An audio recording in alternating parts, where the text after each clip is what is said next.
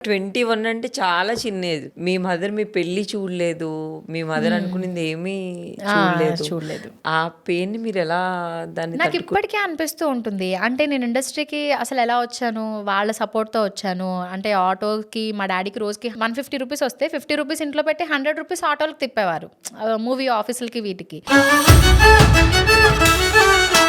అంటే ఇంత మంచి పొజిషన్‌లో ఉన్నాను నేను. ఈరోజు 10 మంది నేను బయటికెళ్ళాను అనంటే 10 మందిలో కనీసం ఒక ఇద్దరైనా సరే నన్ను అడిగి ఫోటోగ్రాఫ్స్ అడుగుతారు. అవన్నీ వాళ్ళు చూడలేకపోయారు. ఇవన్నీ అనిపిస్తూ ఉంటదనమాట. జస్ట్ మా మమ్మీ హాస్పిటలైజ్ అయినప్పుడు, హాస్పిటల్‌లో ఉన్నప్పుడు గూడా ఆవిడ వాల్ పేపర్ చూసి నర్సెస్ వీళ్ళందరూ గూడా అడిగేవారంట.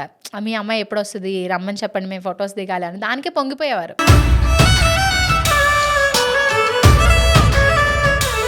ఇప్పుడు మేమిద్దరం కలిసి ఇంత ఇదిగా ఉన్నాము అనంటే ఒక మెయిన్ రీజన్ కూడా అదే అయి ఉండొచ్చు. బికాజ్ నాకు డాడీ కూడా రీసెంట్ ఒక 2 ఇయర్స్ అయింది.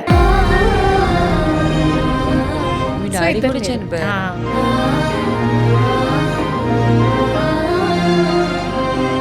సడన్‌గా ఒక్కరోజు మీ మమ్మీ నీ కల్లో కనిపిస్తే నువ్వు ఫస్ట్ ఏం మాట్లాడాలి అనుకుంటావు? డెఫినెట్‌గా I will tell that I miss you అమ్మా చెప్తాను.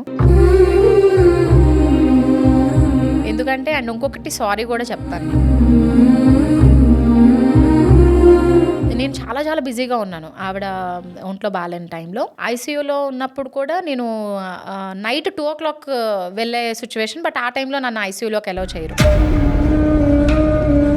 లాస్ట్ ఏం మాట్లాడాలి అని అనుకున్నారనేది నాకేం తెలీదు. తర్వాత నేను వెళ్ళేటప్పటికి ఆవిడ లేరనమాట.